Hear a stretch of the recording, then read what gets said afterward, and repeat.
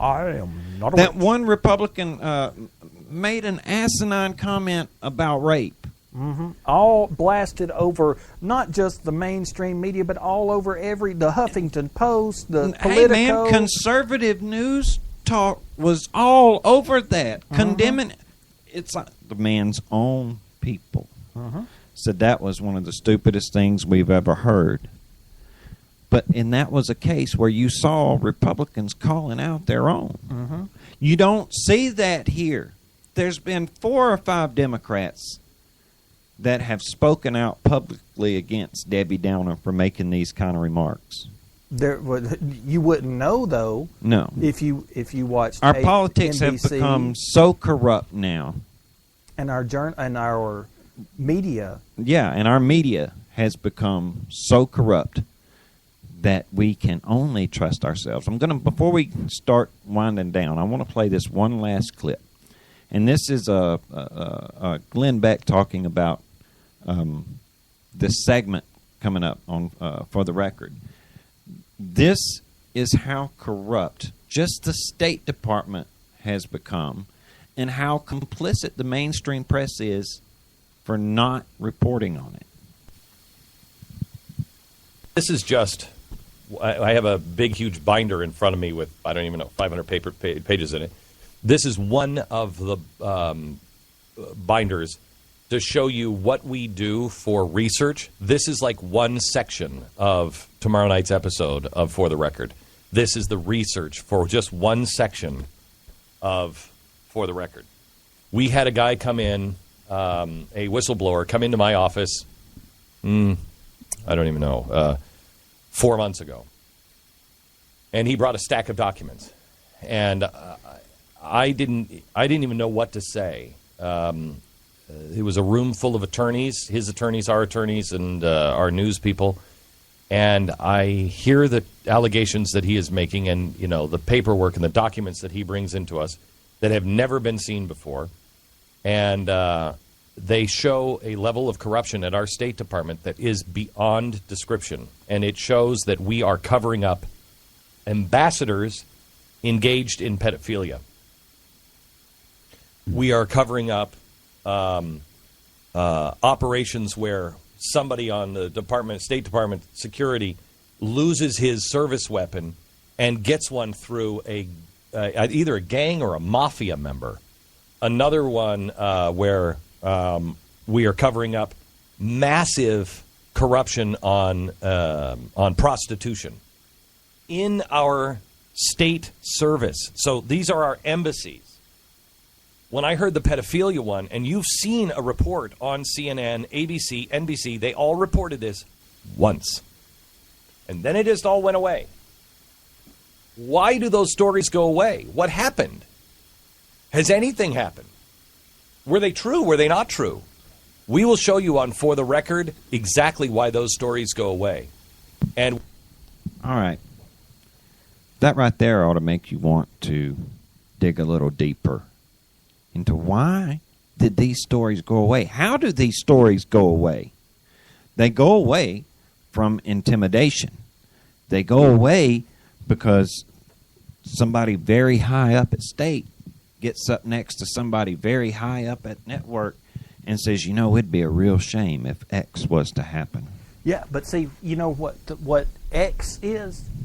It would be a real shame if your husband lost his job. Yeah. In the Obama administration. Or it would be a real shame if, that new business your wife just started, wouldn't it be awful if it kept getting raided by the ATF or the FBI? Wouldn't it be awful if all of her assets were frozen? Wouldn't it be awful if you lost your job and your sick child wouldn't be able to get the health care that they need? That would be terrible if that happened.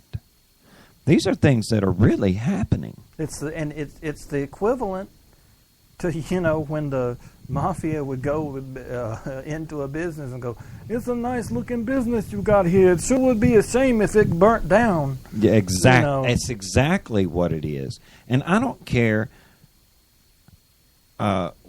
what administration these guys are from. I don't care if they served under George Bush. I don't care how long they've been there. It's These wrong. ambassadors that are over in these foreign countries engaging in pedophilia shouldn't just be named. They should be prosecuted and jailed. But see, we're not going to hear about it because the people that we entrust to give us the news don't even have the courage to report it. They've got too much financial and other skin in the Democrat game. Guys, we've got to get to a point. We've got to get back to freedom. You know what? Freedom's just another word for what, Casey? There's nothing left to lose, according to Chris Christopherson. What else do we have to lose here, people? We are to the point that now we are not only in danger of we've seen the danger of losing our jobs and losing our money. Just look at the economy. We've seen the danger of losing our health. Look at our healthcare system right now. So, now we're in danger of losing our very souls and our justice. We have lost it. We have lost justice. When this kind of level of corruption can be covered up and swept under the rug, it's not like we're in danger of losing it. We have lost it. And see, look, these something like this pedophilia thing, I can guarantee you there are sitting members in the House and the Senate that knew about this. They said nothing. And they're representing you and me. You may not have voted for them, but that doesn't matter. They're still sitting in that seat. They're in your chair. They're covering these things up in your name and in my name. You know how much is being done in our name? I mean, Casey and I harp all the time on the abortion numbers, on Planned Parenthood, killing millions of unborn children in mine and your name. With our money. With our money every day. And us keeping our mouths shut about it to our neighbors because we're scared of making our neighbors uncomfortable or our neighbor disagreeing with us, that we're not talking about these things anymore. I just saw something today where Bill Maher was blaming Fox News for the polarization of this country. How so many people are now, you're either on this side or you're on this side. And it's all because of Fox. It's all because of Fox News. No, it's you know what? This nation wouldn't be as polarized if we were still talking.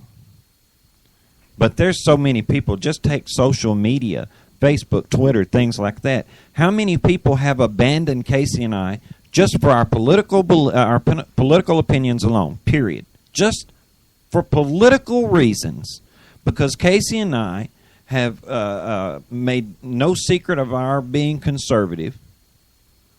However, we've taken some pretty liberal stances on some pretty controversial issues that even fellow conservatives look at us and goes, "Now, look, guys, I can't get with y'all on that." But we're not ashamed to talk about these things. But that old saying, you can't talk about religion or politics. Well, see, not that in polite company. That was my one thing I wanted to address. Okay, we've lost some people just for our political beliefs. Well, we've lost more because we, on this show, we tend to bring our religion into our politics. That's right. You can't be talking about religion and politics. Separation of church and state, man. But this, we spent Sunday morning, Monday night, Tuesday night, and Wednesday night in a conference on spiritual warfare. And about, most of it, frankly, dealt with the personal fight. Mm-hmm. The fight against our personal demons, or the this is going, boy, all of our non-Christian listeners are about to turn their radios off, and they shouldn't at this point, because y'all are frankly. Well, this is where it's just actually finna get good. Yeah, well, and this is where y'all really actually need to be listening. Evil exists. It does. In our faith, evil is personified by Satan. Lucifer, the devil, Shaitan. You know, it's got all kinds of names. All right. But our religion and our politics have to mix. And this is where, again, you shouldn't turn your radio off now, but I do have to say something to those people out there that hate this part of the show and that usually try to turn it off at this point. If you're listening to this broadcast right now, everything that Marty and I say after what I say now, if you are not a Christian, you are useless to us in the fight that we're in. If you are not a Christian, you're useless to your country. Because the fight that we're in, as it says in the Bible, in the book of Ephesians, we're not in a fight with flesh and blood. Ooh. We are in a fight against powers and against principalities. To break it down for all y'all, we're in a fight with evil versus good. If you live in a time where killing a child for convenience is okay, you're living in a time of great evil. If you live in a time where you've got to have a license to hunt or fish, but you don't have to have but you can be in this country illegally without documentation, and no one can say a word to you. You're living in a time of great evil. If you're living in a time when people will tell you that it doesn't matter what your religion is, you've no right to say a prayer in public. You're living in a time of great evil. If you live in a time where women parade down the street taking pride in the label of being called a slut, you're living in a time of great evil. We are living in that time right now, folks. And when I say that if you're not a Christian at this point, you're useless to us, you're useless to your country, and it's because the problems, we're not going to turn around with our own efforts. We are not going to turn around, no matter how much Marty and I get on the air, no matter how much we talk, no matter how much we attempt to persuade you, we can't do it. Is it I've been giving a lot of thought to this. We live in a time where labels mean so much. We live in a time right now where the label Christian has been associated with hate. Fine. Don't call Casey or me a Christian. How about calling us a follower of the way? How about calling us followers of Christ? If the name Christian, if you think that's hate, well then we're not speaking Christian then.